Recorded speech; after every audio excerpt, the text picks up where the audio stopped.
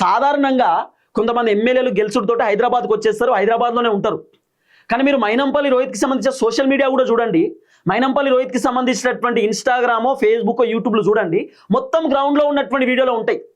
పేదవాళ్ళ దగ్గర పోవడం, పేదవాళ్ళకి ఎంతో కొంత హెల్ప్ చేయడం, సామాన్య జనాలతోటే ఉండడం, గుడిసెలలో తిరగడం, పల్లెటూర్లలో పర్యటన చేయడం, గ్రౌండ్ రియాలిటీలో ఉండడం, జనాల కష్టాలు తెలుసుకోవడం, జనాల బాధలు తెలుసుకోవడం, ఏదైనా కష్టం ఉందంటే ఇమీడియట్లీ ఆయన సొంత డబ్బులతోటి ఆయన ఖర్చు పెట్టడం.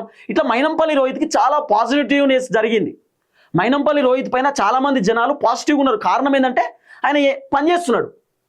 చాలామంది ఎమ్మెల్యేలు కొంతమంది పని చేస్తారు, కొంతమంది చెయ్యరు, కొంతమంది హైదరాబాద్కి పరిమితం అవుతారు. కానీ మైనంపల్లి రోహిత్ మాత్రం పొద్దుగాల లేస్తే మెదక్లోనే తిరుగుతున్నాడు, మెదక్ నియోజకవర్గంలో పర్యటనలు చేస్తున్నాడు, మెదక్ నియోజకవర్గం గ్రౌండ్ రియాలిటీలోనే మొత్తం ఉంటున్నాడు.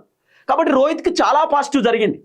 ఆ తర్వాత వర్షాలు పడ్డప్పుడు మైనంపల్లి రోహిత్ నియోజకవర్గంలో ఉన్నటువంటి జనాలకు బియ్యం బత్తాలు ఇవ్వడం కానీ, నిత్యావసర సరుకులు ఇవ్వడం కానీ సొంత పైసలతోటే, జనాలకు ఎవరికైనా గుడిసెలు బాగా ఇబ్బంది ఉంటే పరదలు ఎత్తి ఇవ్వడం కానివ్వండి, లేకపోతే ఇల్లులు కట్టియడం, రేకుల షెడ్లు వేపియడం, జనాలకు ఏ ఇబ్బంది కాకుండా చూసుకోవడం.